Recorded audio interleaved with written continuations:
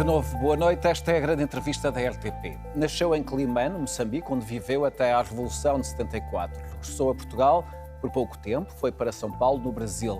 Voltou a Lisboa aos 18 anos para seguir a carreira militar. Integrou a Esquadrilha de Submarinos, frequentou vários cursos e chegou a vice-almirante. Em 2021 foi chamado pelo governo para gerir o processo de vacinação da Covid-19. Ganhou aí notoriedade, começou a falar-se dele para candidato presidencial. Mas antes, ainda foi nomeado chefe de Estado-Maior da Armada. Tem 64 anos, vai fazer 65 daqui a 11 dias. Gouveia Melo, muito obrigado por vir esta noite à grande entrevista e à RTP. Como é que é o facto de ter passado 1000 dias debaixo d'água dentro de um submarino pode preparar um cidadão para a função de Presidente da República? Olha, prepara-me uma coisa: resiliência, vontade de servir Portugal e capacidade para resolver muitos problemas. Há muitos problemas por debaixo d'água que é preciso respostas urgentes? Sim, problemas que implicam com a vida das pessoas, têm urgência e tem que haver um elevado discernimento, que obriga um raciocínio rápido e uma decisão rápida e uma liderança que tem que ser efetiva.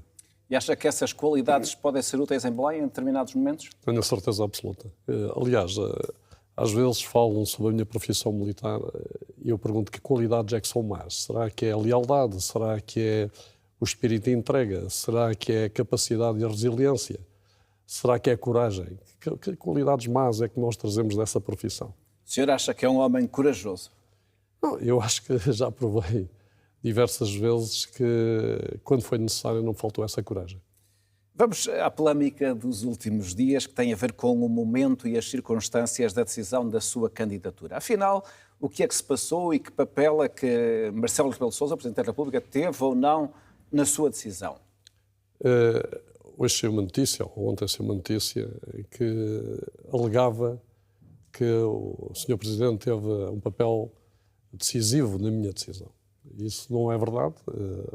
Essa notícia é baseada num livro que foi escrito, um livro de entrevistas, e não há nada como verificar a entrevista. E nessa entrevista não digo isso, e portanto é uma falsa alegação que me foi atribuída. Eu concorro, porque acredito que devo servir a minha pátria e os portugueses neste momento de forma política, e não continuando a servir na defesa como eu continuava antes. E é isso que me motivou. Motivou-me o quê?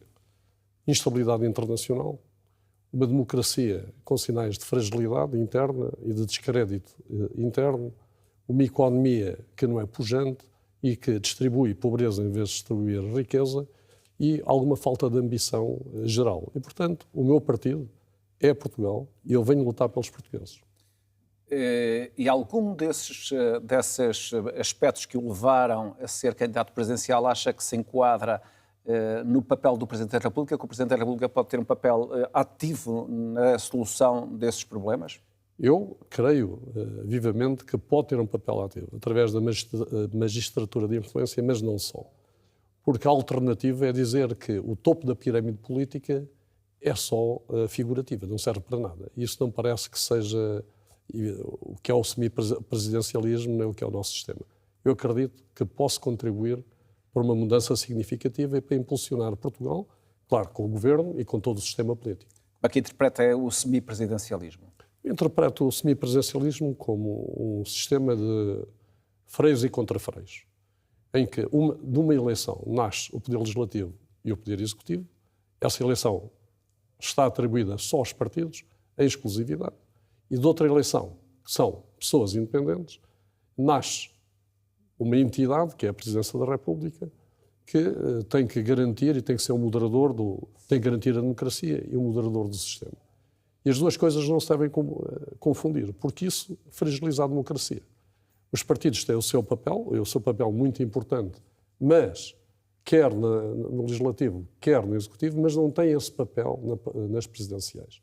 E o que eu assisto hoje, de forma muito curiosa, é que parece que não estou a concorrer para as presidenciais, parece que estou a concorrer para umas segundas legislativas, pois todos os partidos têm um representante e todos os candidatos, excetuando-me a mim, têm um partido de origem, um partido que o apoia. Eu tenho um partido também, mas esse partido chama-se Portugal. Sr. Almeida, vamos voltar um pouco atrás. De uma forma clara, o senhor ficou ou não com a convicção, e ainda voltando à polémica com que iniciámos esta entrevista, de que o Presidente da República tentou, de algum modo, travar a sua candidatura ou pretendeu ter alguma influência nesse processo? Que convicção é que o senhor ficou? Essa convicção é, para mim, neste momento, pequena política. Porquê? Porque não foi essa convicção que me fez decidir para um lado ou para o outro. E esse problema é um problema para mim do passado. O que é que me interessa? Os problemas do futuro.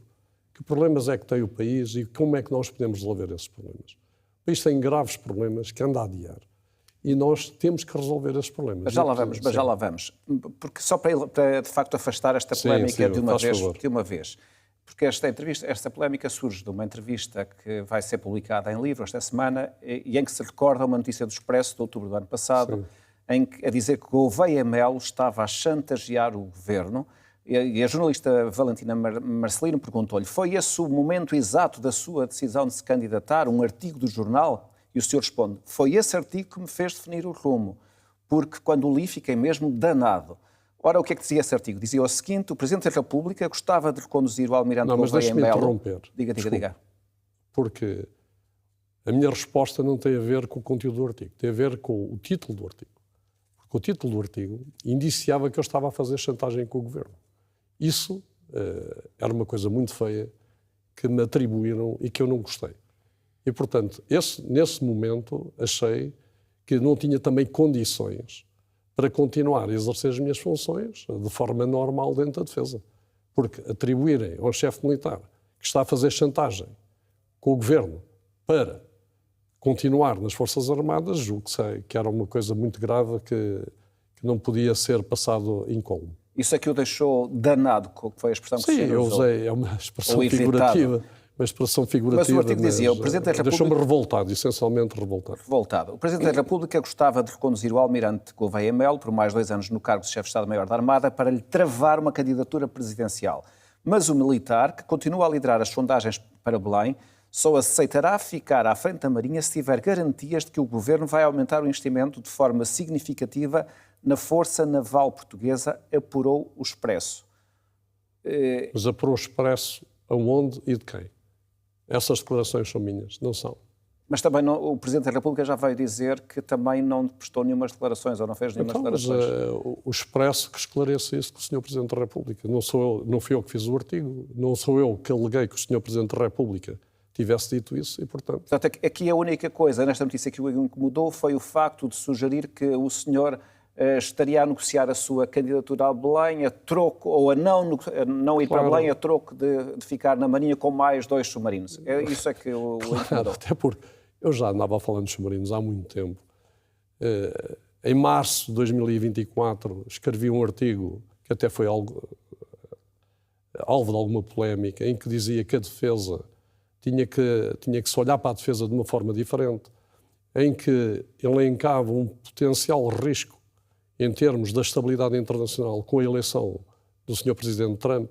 Todas essas coisas eu disse em março de 2024, quando a maior parte dos analistas e comentadores da altura diziam que não era nada disso. Portanto, eu, com muita antevisão, avisei o sistema político que nós estávamos perante um problema. E ignorar esse problema poderia ser grave para o país. E eu achei que essa ignorância, a ignorância desse problema, também mostrava um bocado a forma como a nossa política era feita. Mas é interessante porque no livro que vai ser publicado esta semana o senhor disse também que o poder político, e eu julgo que nesta expressão que se refere ao Governo e também ao Presidente da República, quando o convidou para renovar o mandato de chefe de Estado-Maior da Armada, não estava verdadeiramente interessado em mudar nada nas Forças Armadas nem na defesa. E depois acrescentou: falam, mas depois não concretizam nada. Esta é uma crítica dura que o senhor faz tanto ao Governo como ao Presidente da República, que é o Comandante Supremo das Forças Armadas. Era a minha convicção na altura. E mantém-se? Os tempos presentes e o que aconteceu desde esse momento até hoje demonstram que não estava longe da minha presunção do que é que eu achava que estava a acontecer. Porquê? Mas continua, do seu ponto de vista, a não haver uma resposta adequada do poder político em matéria de defesa? Continua a não haver, porque nós estamos a ser empurrados pela NATO e pelos compromissos internacionais. E não é com vontade própria. Nós não temos uma política, verdadeiramente uma política de defesa. Acha que Portugal vai a reboque? Nós vamos a reboque. E, na altura, estava-se a discutir 1,5% ou 2%. E alguém de fora veio dizer, não, a partir de agora são 5%. E todo o nosso sistema político aceita 5% com naturalidade. Quando antes andava a discutir 1,5%. Eu sou o único que disse que achava exagerado os 5%. Continua a achar. E continuo a achar. Porque nós, apesar dos esforços da nossa coligação em que nós estamos, que é a NATO, para a defesa coletiva, nós temos outros fatores que temos que considerar dentro do que é a governação geral do país. A propósito das afirmações que fez sobre o livro, o candidato Marcos Mendes disse hoje o seguinte: o almirante Gouveia Melo, sempre que fala, tem uma certa tendência para três coisas. Ou para dizer alguns disparates, ou para entrar em contradições, ou para gerar precipitações e polémicas. Considerando, e volto a citar Marcos Mendes, que estes predicados não são bons para quem quer ser Presidente da República. Gostava que pudesse responder a estes três argumentos de Marcos Mendes. Eu poderia responder, até de forma um bocado violenta, a esse tipo de alusões ou afirmações. Mas vou preferir ignorar. E sabe porquê? Porque isso para mim é pequena política, é pequena intriga. E parece que o Dr. Luís Marques Mendes tem uma fixação em mim. E o protetor dele também tem uma fixação em mim.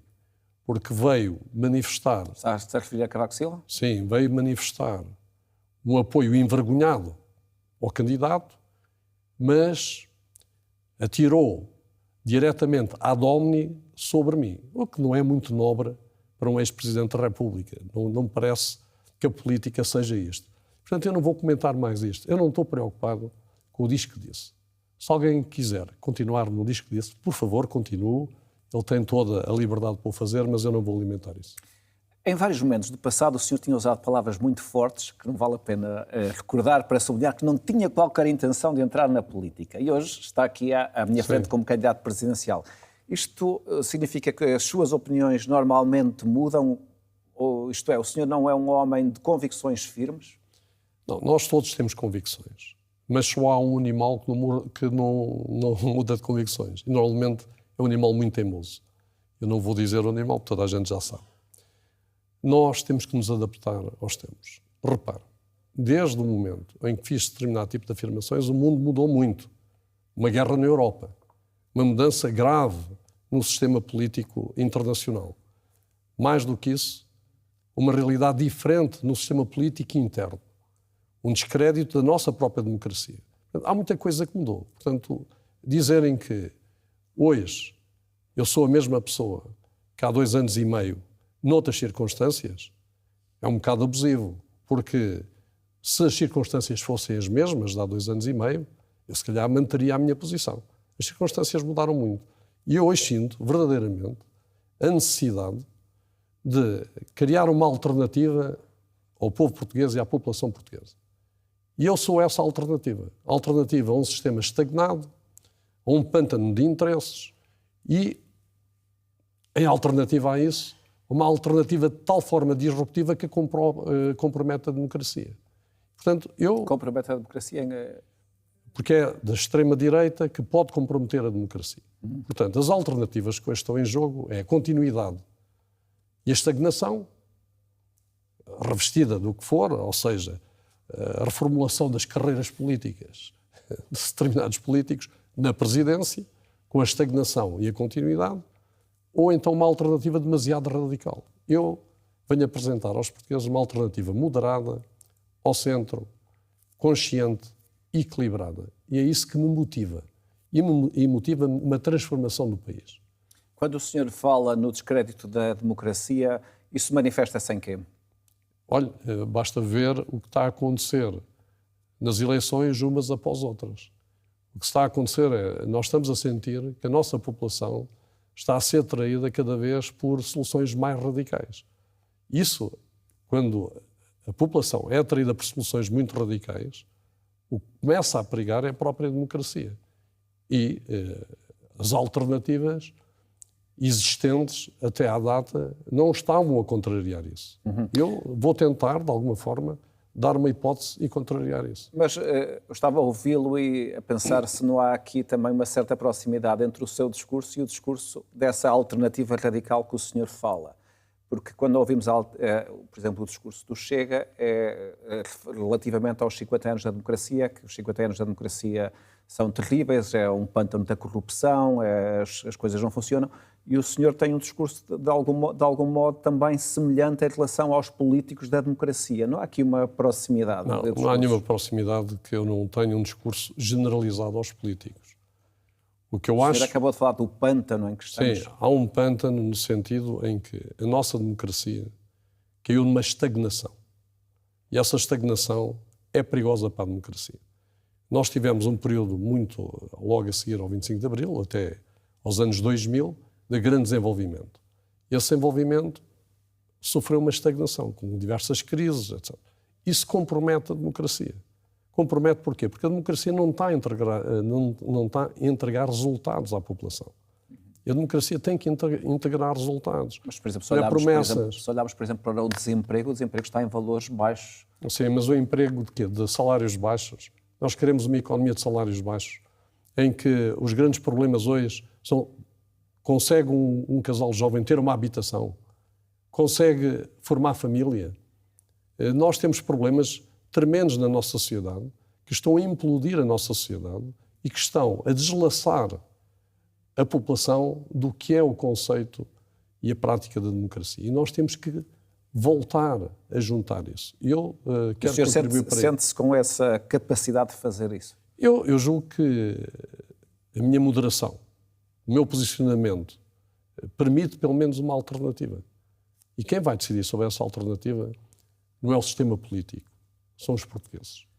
Já há pouco falámos do momento da sua decisão e eu perguntava se as sondagens também foram determinantes na sua decisão. Não, sondagens que o colocam, ou que o colocavam durante muito tempo, bastante à frente na escolha dos portugueses. Não, nem antes foram, nem agora são. Não? Só uma sondagem verdadeira. Que é o dia das eleições. Essa será feita no dia 18 de janeiro de 2026. Essa é uma frase que todos os políticos repetem. Não, mas eu repito mesmo porque acredito. Mas ficou, por exemplo, preocupado com uma das últimas sondagens do dia 31 de outubro, em que o seu nome aparece em terceiro lugar atrás de Marcos Mendes e André Ventura, uma sondagem feita pela Intercampos e que atribuía a Marcos Mendes 16,6%, a André Ventura 15,8% e a Gouveia Melo 15,4%. Ficou desapontado ou preocupado com estas sondagens? Não fiquei preocupado. Porquê? Porque outras 3 sondagens de outras 3 empresas atribuem precisamente o inverso. E por isso, qual é a preocupação? Em que sondagem é que me recomenda? Qual é a sondagem que me recomenda que eu acredite? Nas outras 3 empresas ou nesta empresa? Se tiver o condão de me dizer qual é a sondagem verdadeira, eu agradeço-lhe. De qualquer maneira, eu...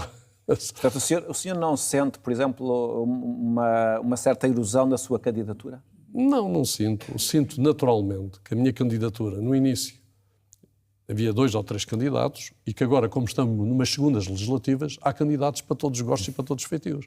Claro que isso baixou, de alguma forma, as intenções de votos num candidato que não faz parte de nenhum partido. Mas eu acredito muito que o partido que é Portugal e que une os portugueses vai ter, de certeza, um bom resultado.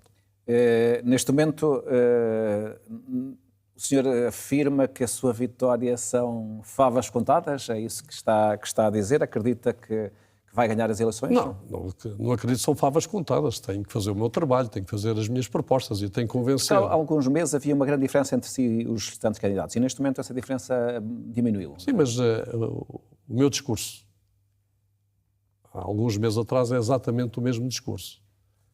Na altura não fiquei ufano, não disse que ia ganhar nenhuma eleição à partida, ou considerava que era um vencedor à partida, como agora também não digo que sou um vencedor à partida, mas também não sou um perdedor à partida.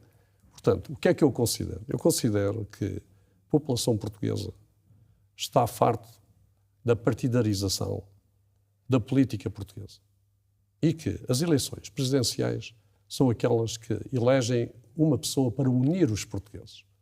Não uma pessoa que vai dizer que é de um partido e defende uma determinada área ideológica e depois, se ganhar as eleições, vem dizer, não, afinal de contas, eu não tenho nada a ver com esta área ideológica porque eu sou o presidente de todos os portugueses. Isso é uma coisa muito bonita de se dizer, mas na realidade fica refém sempre desses interesses que o elegeram. Eu sou a pessoa mais liberta desse interesse e mais independente. A minha candidatura é verdadeiramente independente e a minha candidatura são os portugueses e Portugal. O senhor afirma que se vier a ser eleito será um presidente independente, como acabou agora de dizer. Garante que não será condicionado pelos seus apoiantes?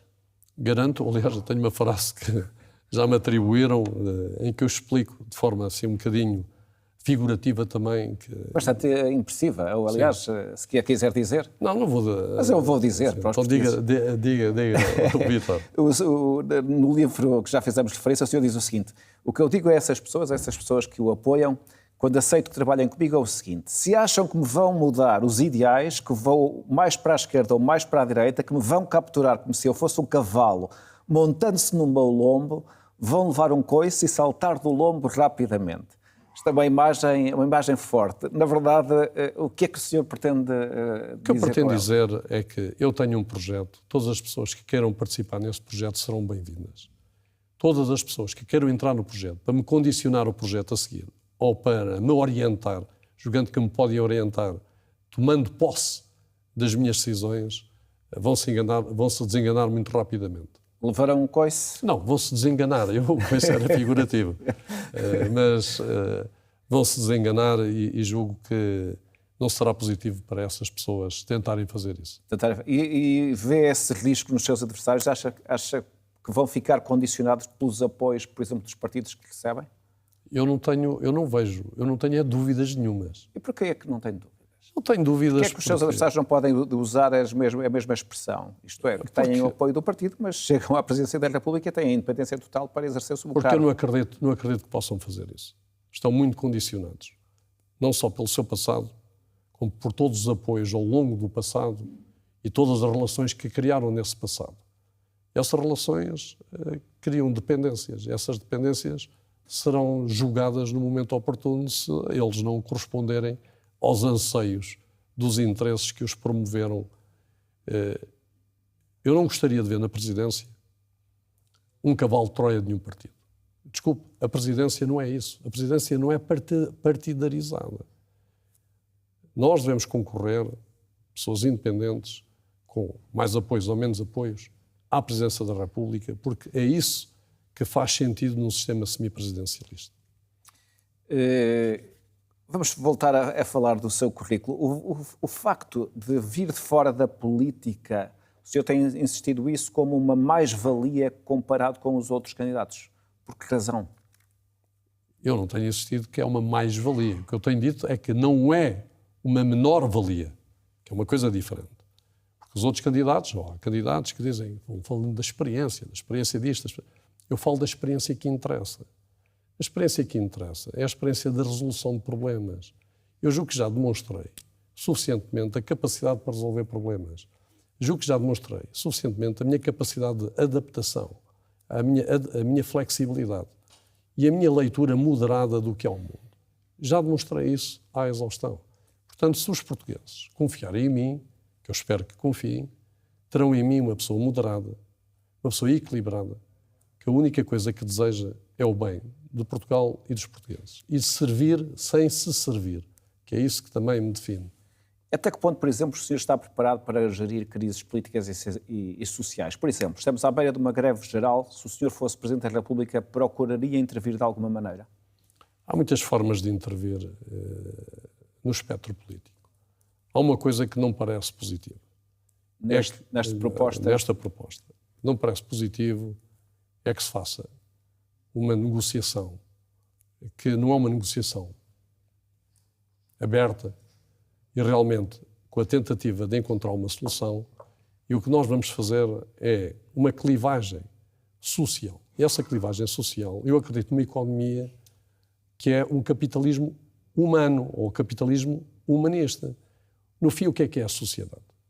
Mas o senhor responsabiliza o Governo por esta clivagem que está a introduzir através da legislação laboral? Eu acho que hoje a Ministra do Trabalho veio dizer que, afinal, vai se reunir outra vez com o GT. Isso é um bom passo, porque não há nada como um bom acordo. Um bom acordo é 10 vezes... não é um bom acordo. Um acordo é 10 vezes melhor que uma luta, porque a luta vai deslaçar a sociedade. E mais do que isso, não é justa. Nós queremos... O que é a economia? A economia são as pessoas. O que nós queremos é desenvolver uma economia e libertando o motor económico, e precisamos de alguma flexibilidade. Eu reconheço que há necessidade de fazer alguma flexibilização, mas sem... Das leis do trabalho. Sim, das leis do trabalho. Mas sem deslaçar o que é verdadeiramente nuclear dos direitos dos trabalhadores. Porque os direitos dos trabalhadores são mais de 99% da população. Nós estamos a falar em afetar direitos de 99% da população. É preciso ter muito cuidado quando se mexe nestas coisas. E sobre a questão do direito à greve, frequentemente é apresentada a ideia de que poderia haver alguma limitação quando a consequência da greve se traduz num prejuízo para todos os cidadãos, sobretudo aqueles mais desfavorecidos. O senhor viabilizaria alguma proposta que se traduzisse em alguma limitação do direito à greve? Olha, o direito à greve é um direito consagrado e que deve ser respeitado. Há muitas formas de evitar uma greve e há muitas formas, havendo uma greve, de continuar a trabalhar com o país, porque a lei assim o define, mesmo havendo a greve. E é isso que nós devemos fazer. Agora, se a Assembleia da República, no seu todo, quiser fazer uma lei e que tenha uma maioria verdadeiramente estável, num determinado sentido, o Presidente não faz leis. O Presidente deve respeitar os poderes da Assembleia da República. Pode vetar a lei ou enviá-la para o Tribunal Constitucional se tiver dúvidas de constitucionalidade. Não é? As dúvidas de constitucionalidade devem sempre ir ao Tribunal Constitucional. Porque mas todas as leis, diga. Todas as leis devem respeitar a nossa Constituição, por princípio. Não é? Relativamente ao veto político, ele só deve ser exercido em coisas verdadeiramente cruciais. Porquê? Porque senão a Presidência está a sobrepor-se às funções da Assembleia da República. E não deve fazer isso, porque são órgãos independentes, são órgãos de poder independente. Então só em último caso é que o senhor vetaria uma lei que chegasse da Assembleia da República? Não, eu vetaria em casos em que a minha consciência sobre uma determinada situação fosse muito afetada em termos do que... Por exemplo, no outro dia fizeram uma pergunta muito concreta. Se eu votaria ou não a privatização da Segurança Social. Eu digo claramente aí sim. Sim, porquê? Porque são princípios básicos para mim.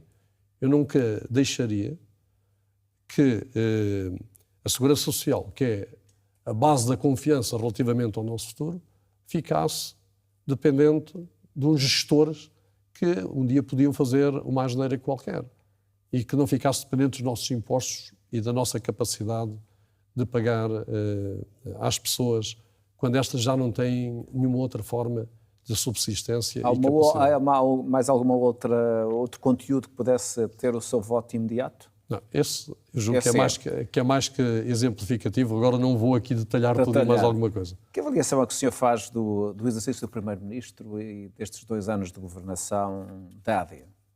Eu acho que o Primeiro-Ministro incitou um conjunto de reformas que são importantes. Eu sempre defendi que nós tínhamos que reformar o país. Agora, não basta iniciar o processo. O processo tem que ser gerido, tem que ser controlado, tem que haver responsabilização e tem que ser medido. E esse processo vai demorar algum tempo a desenvolver-se. Portanto, julgo que o processo inicial é positivo, mas nós temos de ver como é que ele vai ser aplicado e como é que ele vai desenrolar-se. Portanto, para já dá nota positiva ao exercício do Governo? Para já acho que essa vontade reformista é uma vontade importante, porque senão o nosso país não evolui. É preciso que o país evolua, mas é preciso também estar atento a como é que isso vai ser feito. Não é só enunciar para as televisões reformas, porque as reformas requerem depois toda uma gestão do dia-a-dia que é importante para que elas se materializem e se concretizem.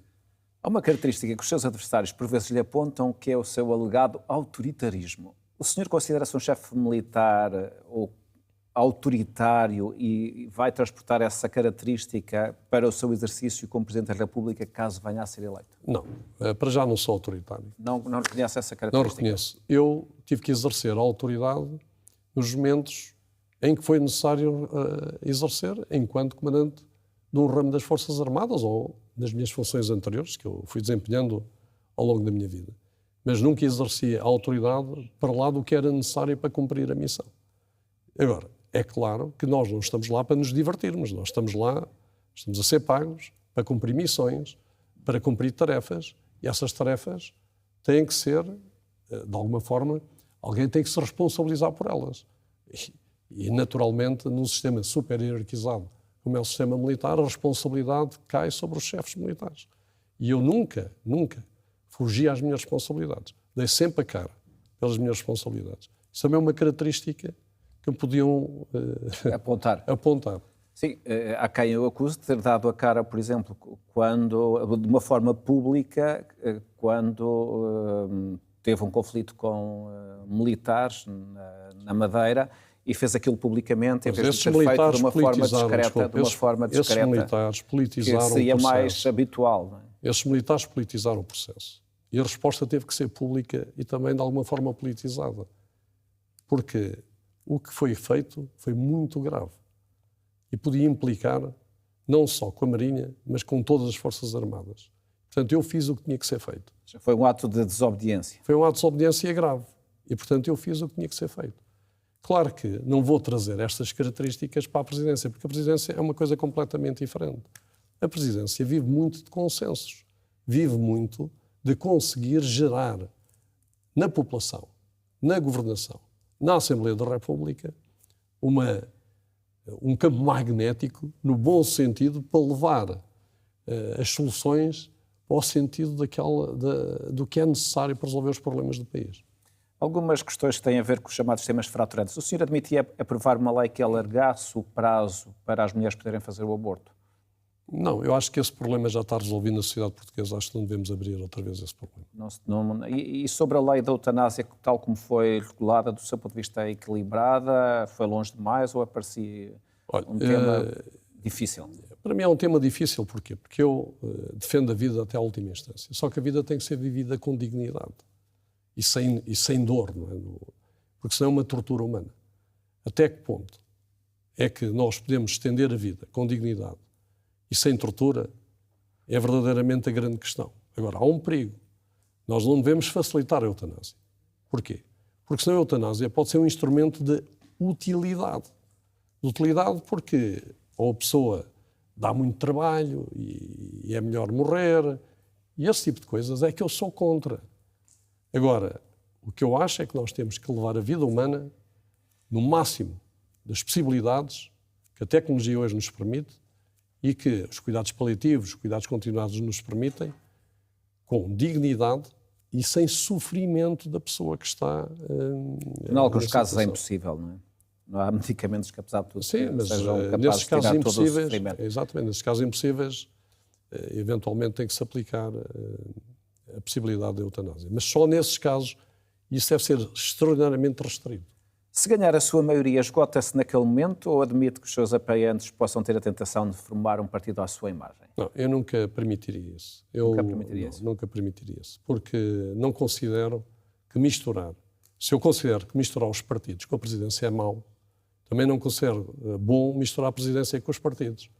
Portanto, isso é uma coisa que é uma linha vermelha para mim. E se perder, sai de todo da política ou admite outras possibilidades na vida política? Não, se perder, com a minha idade, acho que vou gozar finalmente a minha reforma e fazer outras coisas que nunca fiz na vida porque nunca tive a possibilidade.